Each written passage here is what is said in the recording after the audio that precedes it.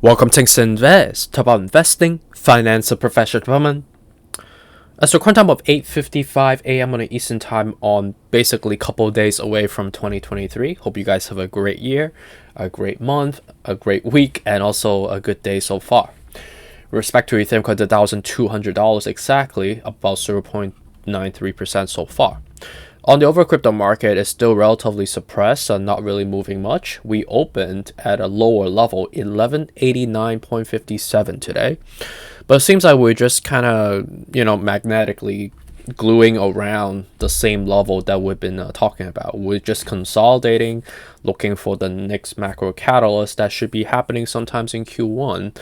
And the catalyst, if you just look at that, in terms of what to expect going forward would be, one, obviously the rate hikes in the upcoming CPI report, the FOMC meeting, on to seeing the efficacies around the rate hikes that we've been having so far, right? The 475 basis point, 150 basis point, and what's going to be the next one? Are we going to go with 50 basis point again?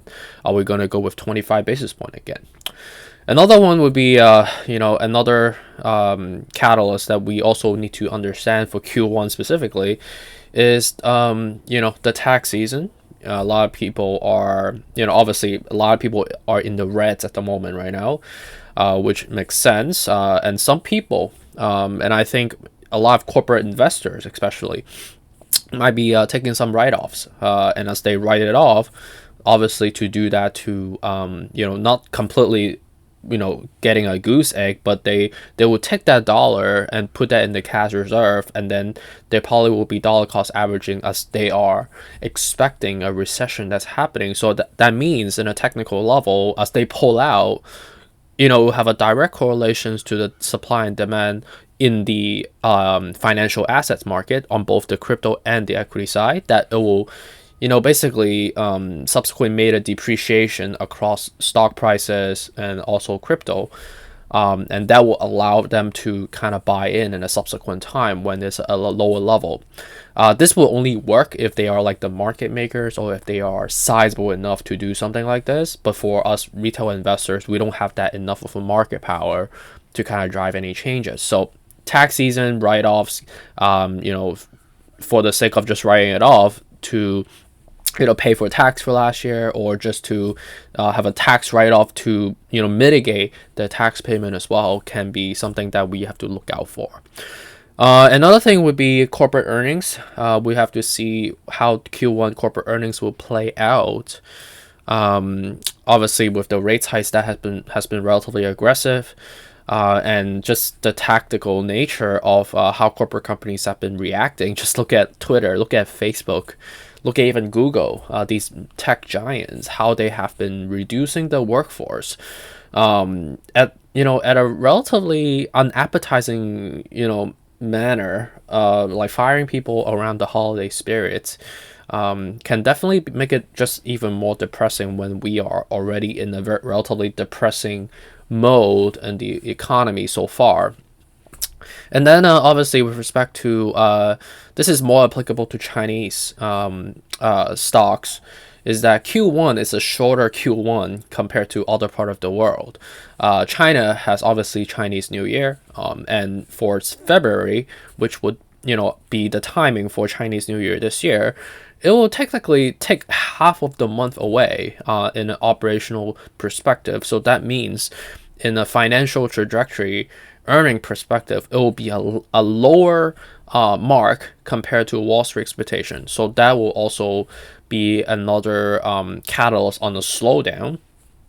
And obviously with the COVID situation right now that is still percolating in China, some of my friends have been sharing with me just news report on the COVID situation in China, in Hong Kong, etc., which is my hometown. It seems to be quite alarming, actually. So that's something we also have to think about. And then the last one would be Black Swan news around FTX, around what happened with Luna in the past. And let's just hope that, apologies, that's my alarm. I'm supposed to wake up at 9 exactly today, but I woke up so much earlier today than usual. Apologies if I scare anybody. lost train of thought. So far with six catalysts, six factors that we need to kind of look out for as we going into 2023. So these are quite macro seismic catalysts that we need to look out for. And these all have different priorities, but I think with respect to the main priorities would be the rate hikes. And then the last one would be just any synopsis or activity, or I guess premature type of signals coming from on the election. It seems like the current administration might be on the verge of transition to the Republican side of the party going forward. If obviously Trump or some other Republican Party member will win the election coming, it seems like Democratic side might not have the best optics in terms of winning this race going forward. So that will also be another driver onto changing the dynamics of the market. So before I dive in, I want to show you guys this. It seems like there has been some more racial slur thing going on. I was just like watching this. Let me know if you see this.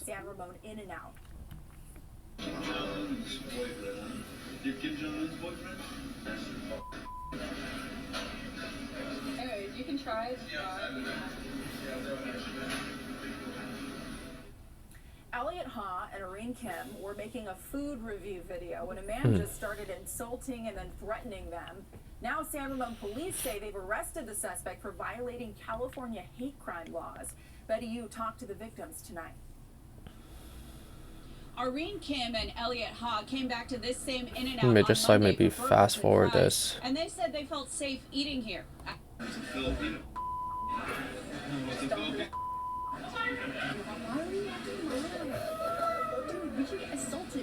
In a 3-minute TikTok that now has more than 10 million views, Irene Kim and Elliot Ha capture racist and homophobic rants from a man who approached them while they were filming themselves eating items off the secret menu at In-N-Out. Anyways, you can try it.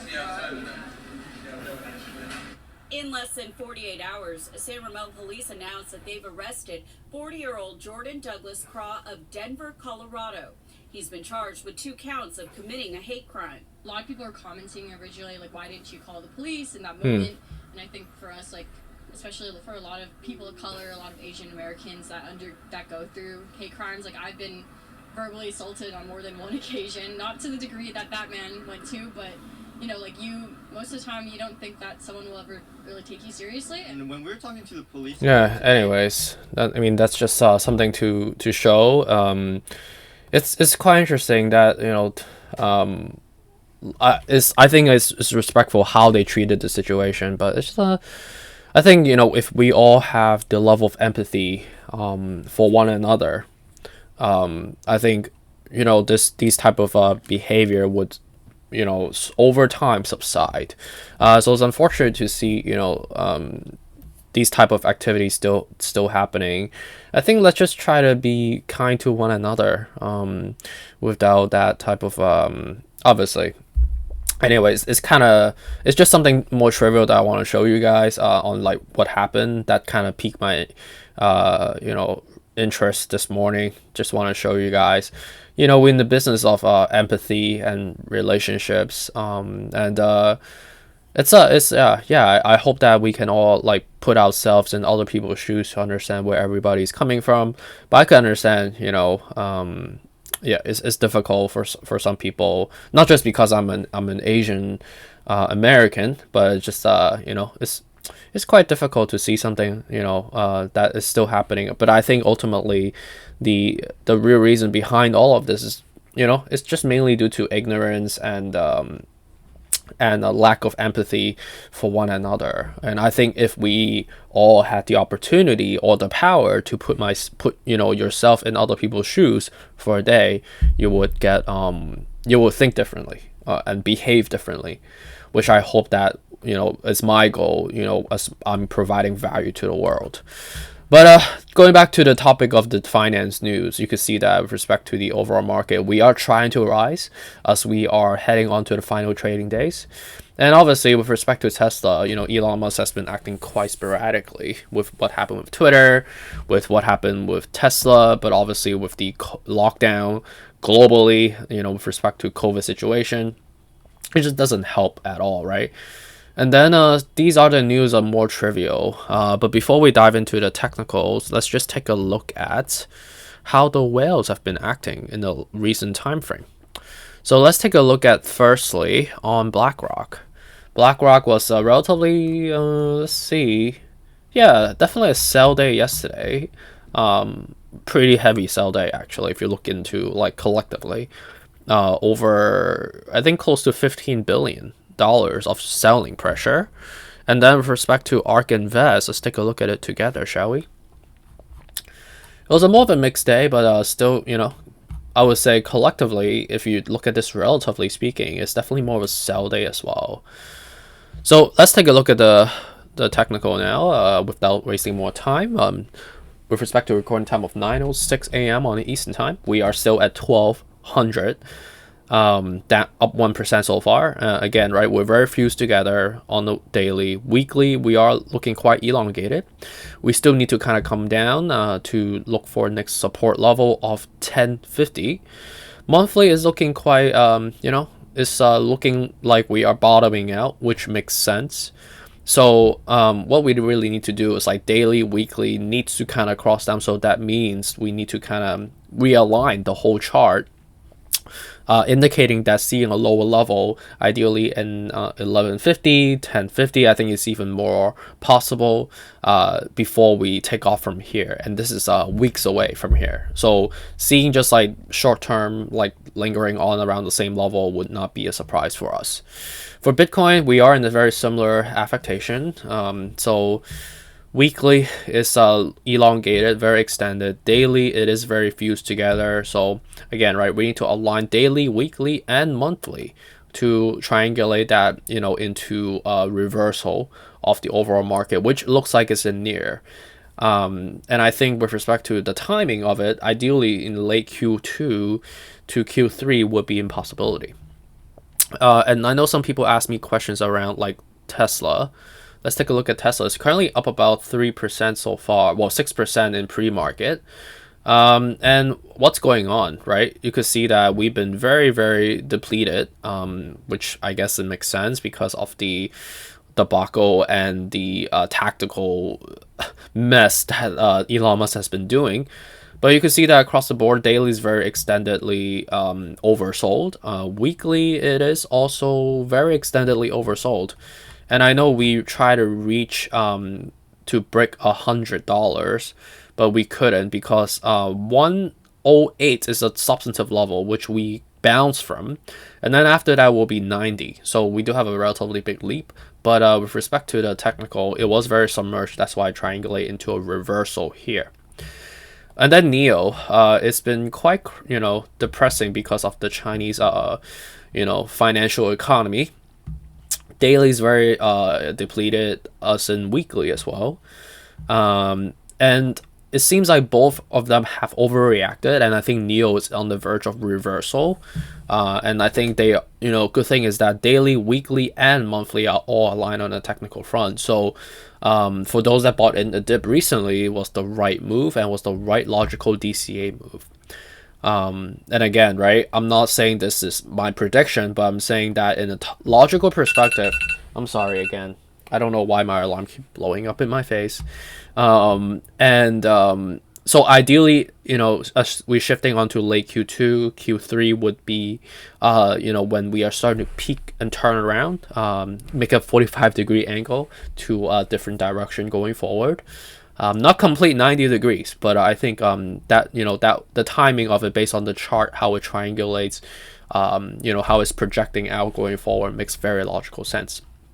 Okay, well, so hope you guys have a good day. I do need to use the bathroom. I have drank a lot of water this morning. I've been up since 7.